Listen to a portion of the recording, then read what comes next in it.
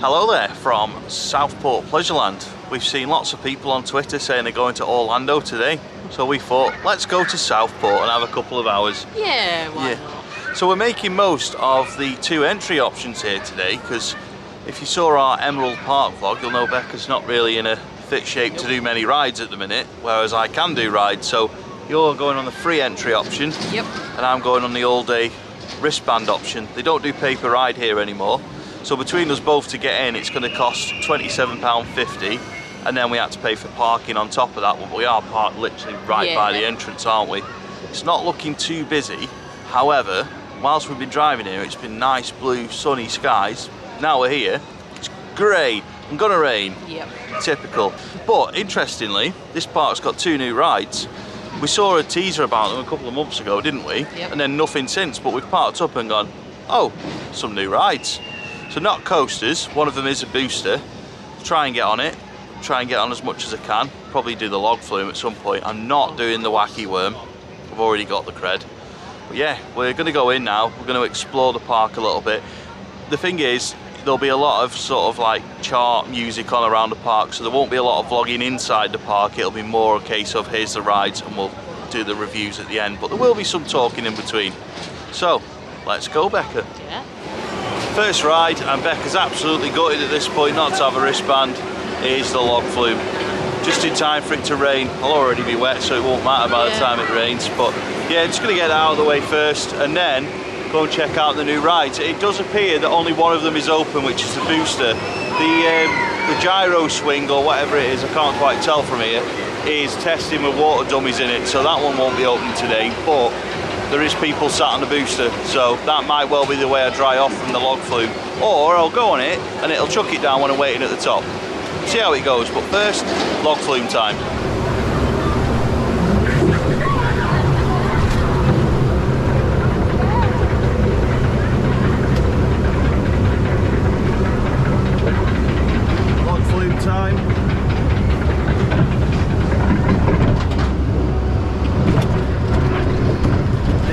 Sitting at the front, so hopefully it won't get too wet at the back. Soon find out anyway. Oh, all good so far.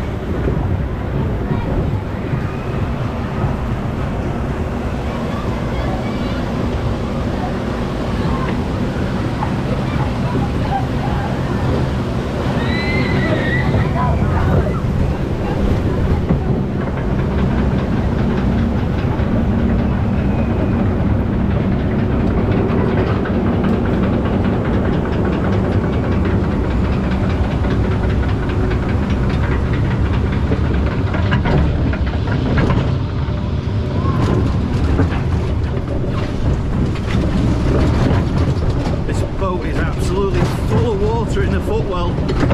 There we go.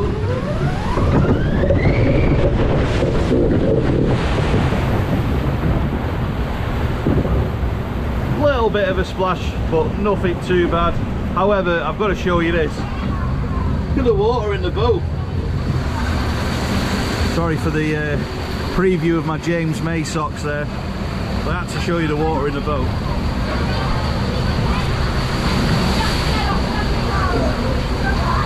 Had a quick go on the Log Flume, didn't get too wet to be honest. So the good news is both new rides are now open, aren't they, Becca? They are, quite surprising. Very surprising. So it's gone from water dummies to having actual people on it. So I'm going to go and do Enigma, which appears to be a gyro swing, and then after that the booster, which is not on screen at the minute, but that is literally right behind. So yeah, going to try and get both of those done now.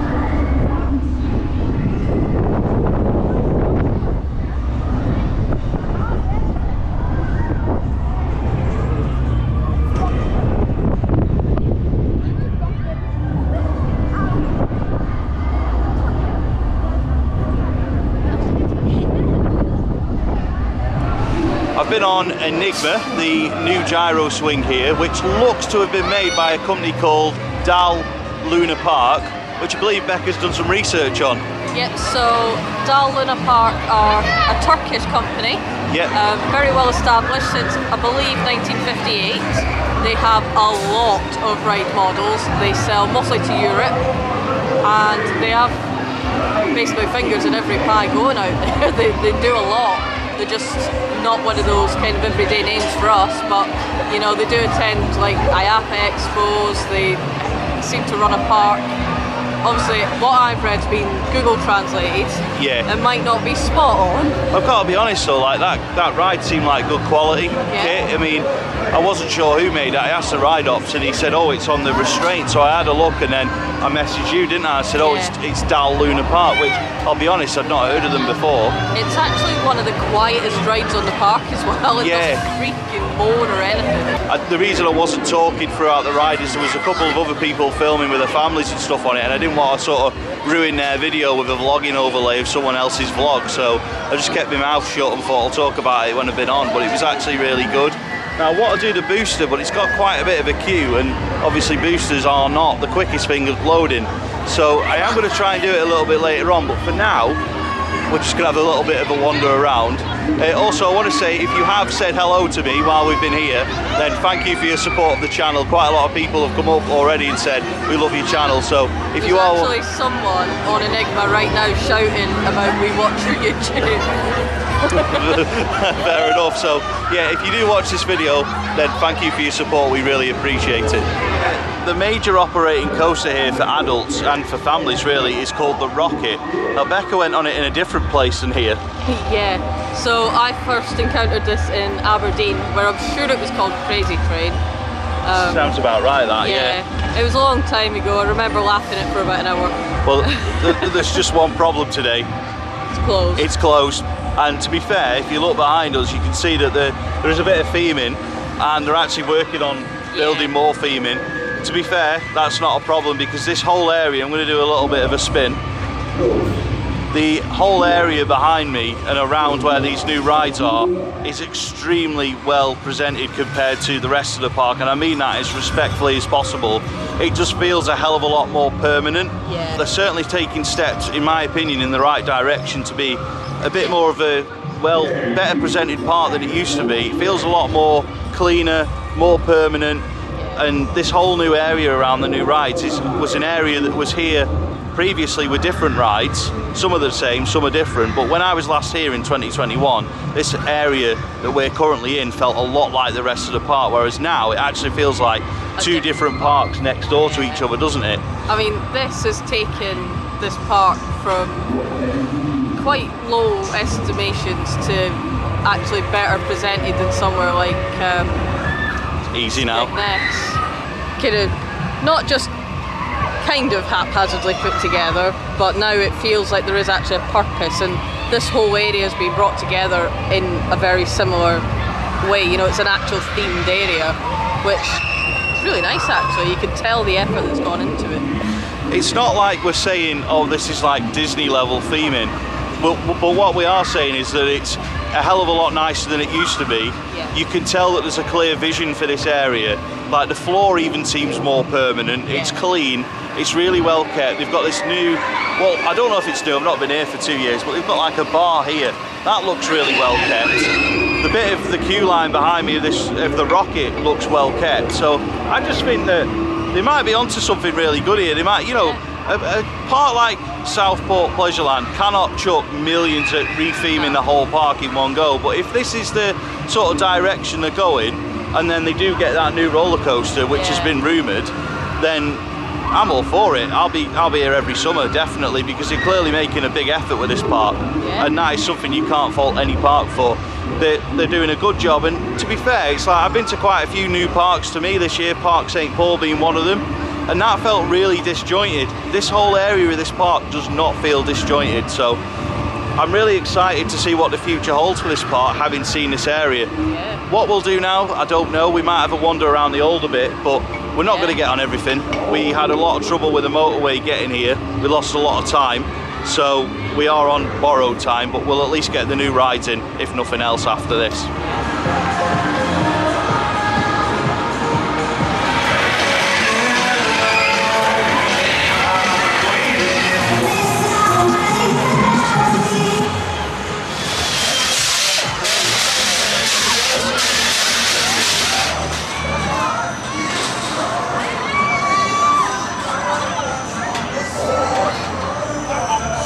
Behind me is a very interesting wall.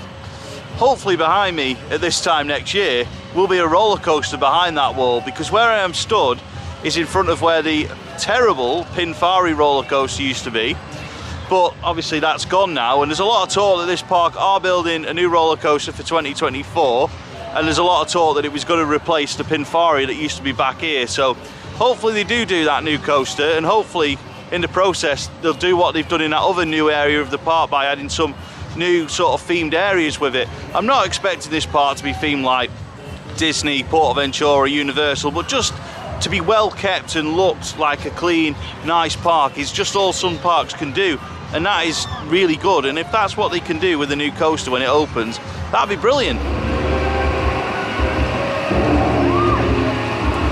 Had a little bit of a walk around the park. Like we were saying, this new area is definitely like so much nicer than the rest of the park. Again, just going to do a bit of a spin on the camera. You just see like this area just seems a lot more well presented, and it does seem like it's a work in progress. There's clearly catering areas that are being made up as well. It's probably with a view to having it fully ready for next summer. However, time is running out at the park for us, so it's now time to go and do the new booster, which is called Ultra.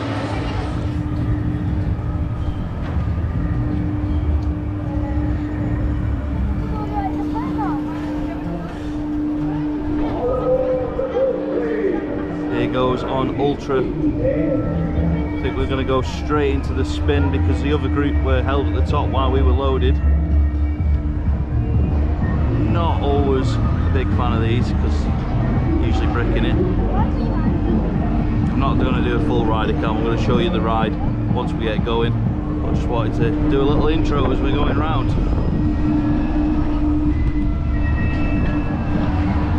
Nice view of Pleasureland Southport.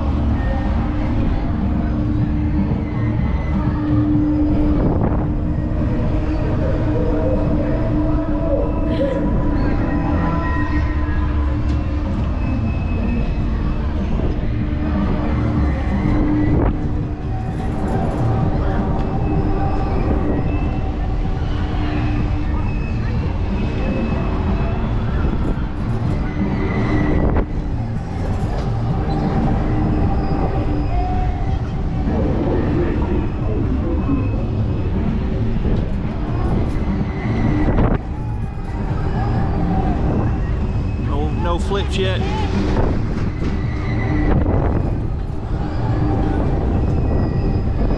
Some really good views of this park from up here though. Just trying to remember where Cyclone used to be.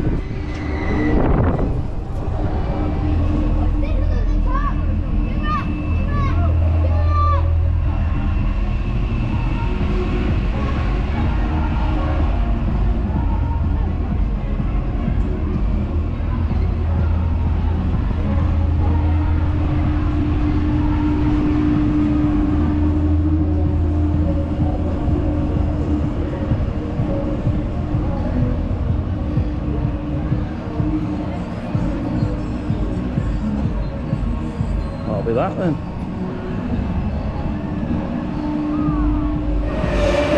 Just taking a ride on Ultra, the booster. Didn't do a lot of spinning to be honest, but do you know what? It's a perfect addition for this park, as well as the gyro swing. And like we've said a few times, this whole new area, which don't mind panning again because it's a lot quieter behind me, this is a total different sort of direction for this park, and it is a step in the right direction. Right, so we've got about 10 minutes before park close, and the ghost train that me and Mark queued nearly 2 hours for in 2021 appears to be walk-on. So I'm going to go and give it a go. I don't know how well the filming will come out in there, because obviously it's in the dark on a GoPro, but the last time I did it, there was live actors, so we'll go and see how it is.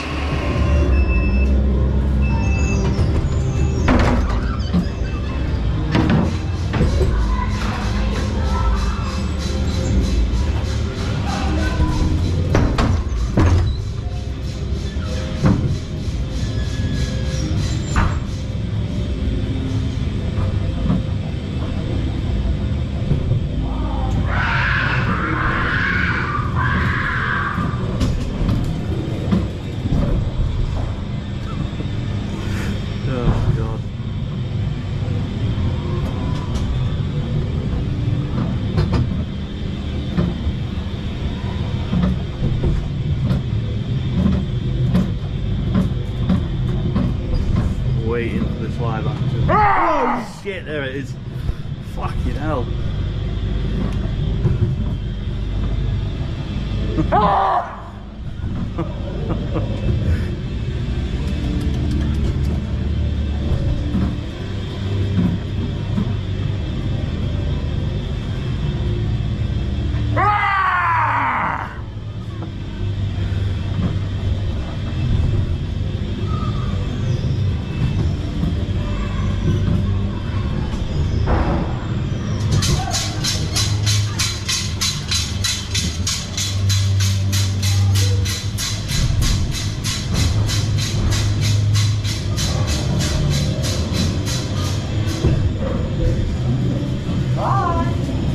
Hello.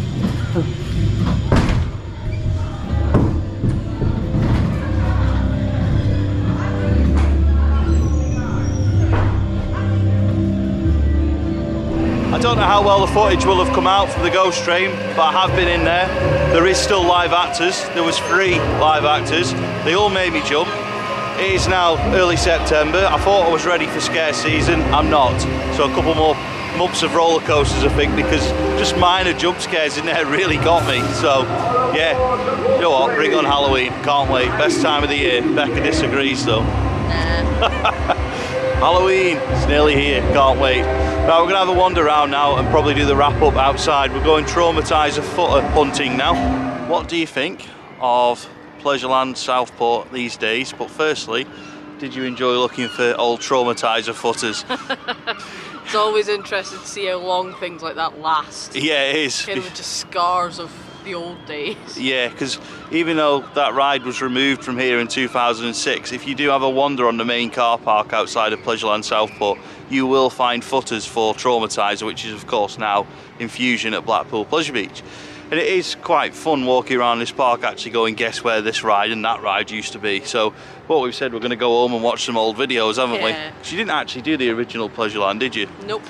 No. It's too far from living in Edinburgh. It wasn't shouted about, it just wasn't, you know, you were going past Blackpool anyway, why would you go any further? Yeah, exactly. That's why we never went to Towers. I knew you were going to say that.